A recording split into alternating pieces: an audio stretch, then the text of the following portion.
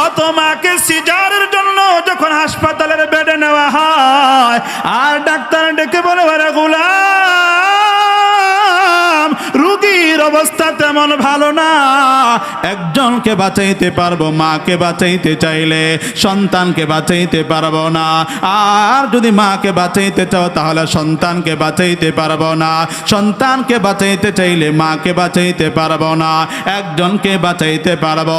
এই কথাটা শুনিয়া বাবা বড় পেরেশানিতে পড়ে গেল, চিন্তায় পড়ে গেল, কি করা যায় কি করা যায়। কিন্তু এই কথাটাই যখন মায়ের কানের মধ্যে পৌঁছে যায়, মা ডেকে বলে ওরে ডাক্তার আমি দুনিয়াতে অনেক দিন হয়েছে এসেছি, আমি দুনিয়ার আসমান দেখলাম, দুনিয়ার জমিন দেখলাম, এই দুনিয়ার ভিতরে যতগুলো নাজ নেয়ামত আছে আমি অনেকগুলো ভোগ করলাম, কিন্তু আমার সন্তান এখনো পর্যন্ত দুনিয়ার আসমান দেখে নাই, এই দুনিয়ার জমিন দেখে নাই, পাহাড় পর্বত তরুলতা কোনো কিছুই দেখে নাই। ও ডাক্তার আমার সন্তান দুনিয়াতে আগমন করার পর, দুনিয়াতে আসার পরে ইলমে দ্বীন শিক্ষা করিয়া আমি মায়ের কবরের পাশে যাইয়া যদি আল্লাহর কাছে ডেকে বলে ও দয়ার মালিক আমার মায়ের কবরটাকে জান্নাতের বাগান বানায় দাও, ও ডাক্তার আমি মায়ের বিন্দু পরিমাণ আফসোস থাকবে না, টেনশন থাকবে না, আমি মায়ের বিন্দু পরিমাণ দুঃখ থাকবে না, ও ডাক্তার আমার বাঁচার কোনো প্রয়োজন নাই, আমার সন্তানকে তুমি বাঁচাইয়া দাও। ও এলাকার মুসলমান ও যুবক ভাই, এবার পয়গম্বর প্রশ্ন করো সাহাবী আমার তুমি কি এমন অন্যায় করেছো, কি এমন অপরাধ করেছো যার কারণে এত কান্না করতেছে, এতটা পেরেশান হয়ে গেছো। এবার সেই সাহাবী যার নাম দাহিয়াতুল কলবি, ওই দাহিয়াতুল কলবি ডেকে বলে ও পয়গম্বর আমি মুসলমান হওয়ার পূর্বে আমি একটা ব্যবসা বাণিজ্য করতাম, সেই সুবাদে বিভিন্ন সময় দূর দূরান্তে সফরের প্রয়োজন হতো।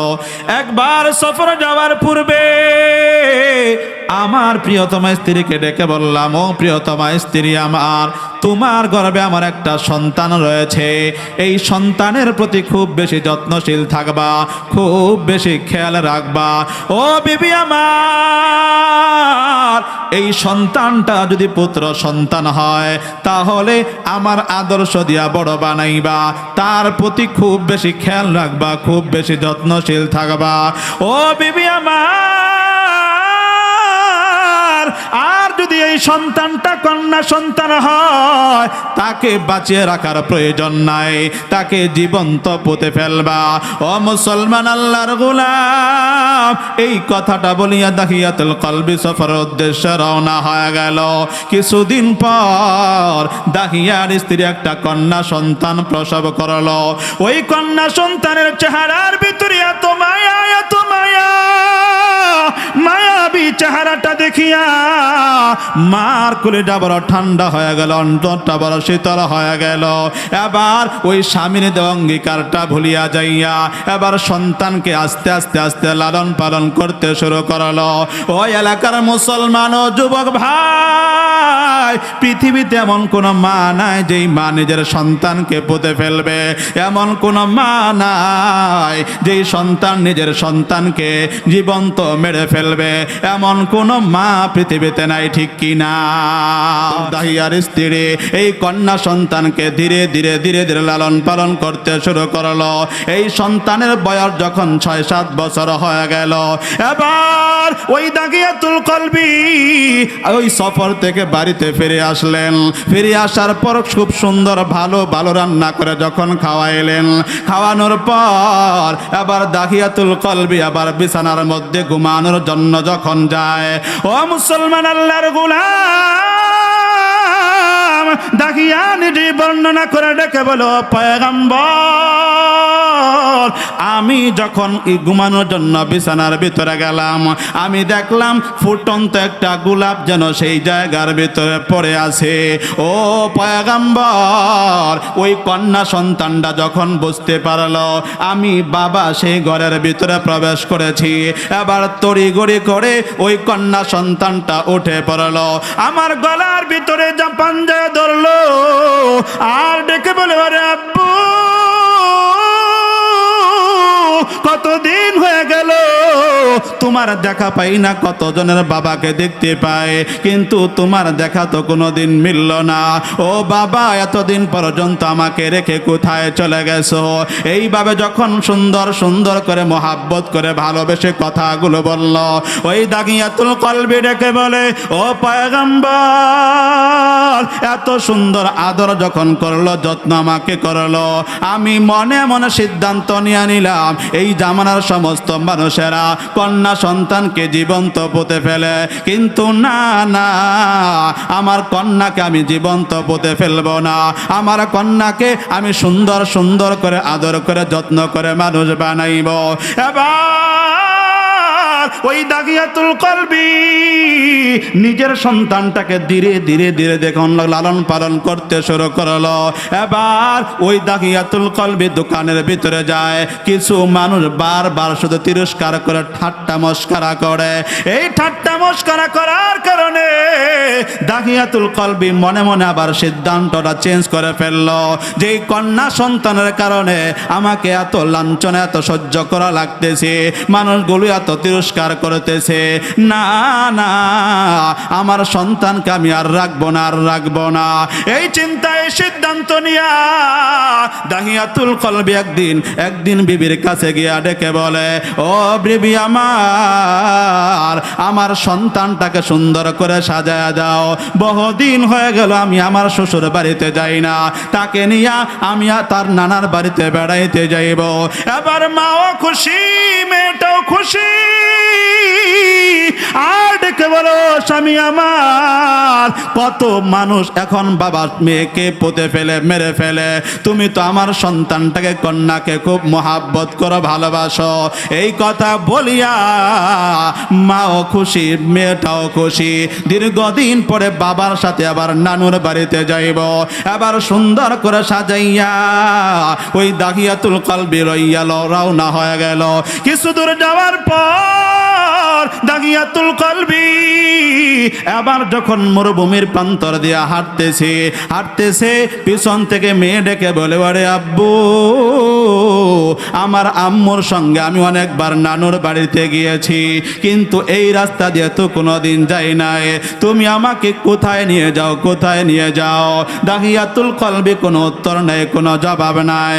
এবার যাইতে যাইতে জনমানবহীন এলাকার ভিতরে যখন চলে গেল, চেটিয়াল ময়দানের ভিতরে যখন চলে গেল, আশেপাশে কেউ নাই, কেউ নাই, কেউ নাই। এবার দাগিয়াতুল কলবি তার প্ল্যান অনুযায়ী একটা গর্ত বান্দা করতে শুরু করলো, খনন করতে শুরু করলো। ও পয়গম্বরের উম্মত, গভীর মনোযোগ দিয়া শোনা চাই। এবার দাগিয়াতুল কলবি যখন ওই গর্তটা খনন করতে শুরু করলো, গর্ত খনন করার সময় ওই বালুগুলো যখন শরীরের ভিতরে লেগে যায়, ওই দূর থেকে কন্যা সন্তানটা দৌড়াইয়া আসে আর বাবার ময়লাগুলো দূর করে দেয়, মুছিয়া দেয়। বাবার শরীর থেকে ঘাম ঝরতেছে, ওই কন্যা সন্তান জামা দিয়া মুছিয়া দেয়। ও এলাকার মুসলমানেরা ভালো করিয়া শুনবেন, অনেক সময় দেখা যায় ছেলেরা কিন্তু বাবার কষ্ট অনেক সময় বোঝে না, সদা সর্বদা সব সময় বাবার পক্ষে মেয়েরা থাকে, ঠিক কিনা বলেন? মেয়েরা কিন্তু সব সময় বাবার পক্ষে থাকে, বাবার কষ্ট বুঝে। এবার মেয়েটা ডেকে বলে, ও আব্বু, দীর্ঘদিন পরে তুমি সফর থেকে বাড়িতে আসছো, তোমার কাজ করার কি দরকার? তুমি চলো চলো, অন্যদিন বাকিটা খনন করবা, এবার চলো নানুর বাড়িতে বেড়াইতে যায়। এবার ওই দাগিয়াতুল কলবি খনন করার কাজটা যখন শেষ হয়ে গেল, ওই দাগিয়াতুল কলবি নিজের কাছে থাকা মোটা একটা রশিটা বের করলো, মোটা রশিটা বের করিয়া হাতটা বাঁধতে শুরু করলো। ওই কন্যা আর বুঝতে বাকি নাই, বুঝতে বাকি নাই, আমার বাবা তো আমাকে মারার জন্য এত কিছু করতেছি। এবার ওই কন্যা কোনো কথা নাই, কোনো জবাব নাই, অবাক দৃষ্টিতে তাকিয়ে আছে। বাবা মাকে তো মহাব্বত করে ভালোবাসে, এই কি কাজ করতেছে। এবার বাবা যখন হাতটা বাঁধলো, এবার পাটাও বাঁধতে শুরু করলো, এইভাবে বাঁধতেছে। এবার ওই কন্যা সন্তানটাকে ওই গর্তের ভিতরে ফেলে দিয়েছে। ও মুসলমান, আল্লাহর গোলাম, কন্যা সন্তান নিচে থেকে ডাক দেয়, ওরে আব্বু, তুমি আমাকে মারার জন্য এত কিছু করতেছ, কারণ তোমাকে মানুষ ঠাট্টা মস্করা করে। ও আব্বু, তোমাকে আমি কথা দিলাম, কথা দিলাম, তোমার পরিচয় আমি আর কোনোদিন দেব না। প্রয়োজন হলে আমি ভিক্ষা করিয়া খাবো, তারপরেও তোমার কাছে যাইব না। ও আব্বু, আমাকে ক্ষমা করে দাও, মাফ করে দাও। কিন্তু দাগিয়াতুল কলবি জানে দেওয়া পয়গম্বর, এই কন্যার জন্য আমার দিলের ভিতরে বিন্দু পরিমাণ মায়া জাগ্রত হলো না। আমি আবার বড় একটা পাথর নিয়ে ওই কন্যা সন্তানের মাথার ভিতরে মেরে দিলাম। মেরে দেওয়ার সঙ্গে সঙ্গে ফিঙ্কি দিয়া রক্ত বের হতে শুরু করলো। তখনও ওই গর্ত থেকে আমার মেয়েটা ডাক দেয়ার বলে, ওরে আব্বু, তুমি আমাকে ক্ষমা করে দাও, মাফ করে দাও। ও পয়গম্বর, আমার কন্যার প্রতি বিন্দু পরিমাণ মায়া জাগ্রত হইল না। আমার কন্যাকে সেই জায়গার ভিতরে আমি মেরে ফেললাম। ওই এলাকার মুসলমান ও যুবক ভাই, পয়গম্বর এই ঘটনাটা শোনার পরে নিজেও কান্না করেছেন। কান্না করতে করতে দাড়ি মুবারক পর্যন্ত ভিজিয়ে ফেলেছেন।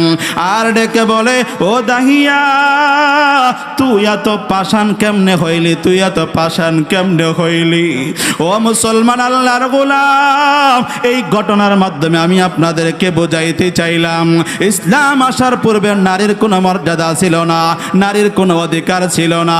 ইসলাম আসার পর আল্লাহ তাআলার পয়গম্বরের উপর যখন কোরআন নাজিল করলেন, আল্লাহ তাআলা জানায় দেয়, ইয়াহাবু লিমান ইয়াশা ওয়া ইয়াহাবু লিমান ইয়াশা উযকুর আও ইউযাওয়িজুকুম যুকরানা ওয়া ইনাসা।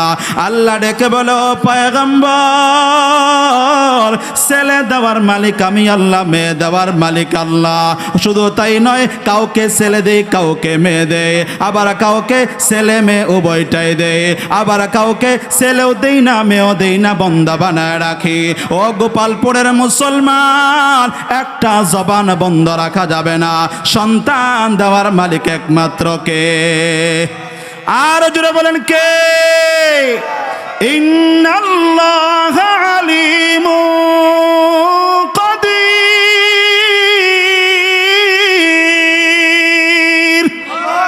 কাদের কুদরত দারি বর কামাল, আনতা রব্বি আনতা হাসিবি জুল জালাল।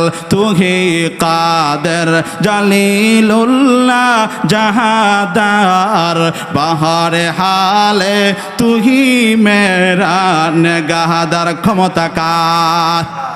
আর জোরে বলেন কার? ও পয়গম্বরের উম্মত, আমি আপনাদেরকে একটা প্রশ্ন করতে চাই, বলেন তো দেখি, আমাদের হায়াতের মালিক কে? রিজিকের মালিক কে? ইজ্জতের মালিক কে? বেইজ্জতের মালিক কে? এই ক্ষমতার চেয়ারে বসানোর মালিক কে? আবার রাগান্বিত হইয়া এই ক্ষমতার চেয়ার থেকে নামায় দেওয়ার মালিক কে? ও মুসলমান, আল্লাহর গোলাম, হায়াতের মালিক যদি আল্লাহ হয়, রিজিকের মালিক যদি আল্লাহ হয়, ইজ্জতের মালিক যদি আল্লাহ হয়, বেইজ্জতের মালিক যদি আল্লাহ হয়, অসুস্থ হলে শাফা দান করার মালিক যদি আল্লাহ হয়, সব কিছুর মালিক যদি আল্লাহ হয়, ও গোপালপুর বৈঠামারি এলাকার মুসলমান, বলো তো দেখি, ওই মালিকের নামটা আওয়াজ করে নেওয়া লাগবে কি লাগবে না? যদি তাই হয় রে নবীর উম্মত, সামনে থেকে পেছন থেকে ডান থেকে বাম থেকে সমস্ত জায়গা থেকে এক আওয়াজ উচ্চ কণ্ঠে বলতে হবে আল্লাহু আকবার। হয় না, আরো জোরে বলতে হবে আল্লাহু আকবার। হাতটা জায়গায় বলেন আল্লাহু আকবার। আরো জোরে বলেন আল্লাহু আকবার। না না না, এই আওয়াজ আমি মানতে চাই না, এইভাবে মানতে চাই না। এক হাত উঠাইছেন, এক হাত রাখছেন কোরআনের জন্য, আর এক হাত রাখছেন বেঈমানের জন্য। না না, আমরা মুনাফিক মার্কা মুসলমান হতে চাই না। আমরা তো আবু বকর, ওমর, ওসমান আলীর মতো মুসলমান হতে চাই, ঠিক কিনা? অতএব মুসলমান আল্লাহর গোলাম, আমাদের দোনো হাতই থাকবে কোরআনের জন্য। এই জন্য দোনো হাত উঁচু করে বলতে হবে আল্লাহু আকবার। এই আওয়াজ মানি না, আরো জোরে আল্লাহু আকবার। আরো জোরে বলেন আল্লাহু আকবার।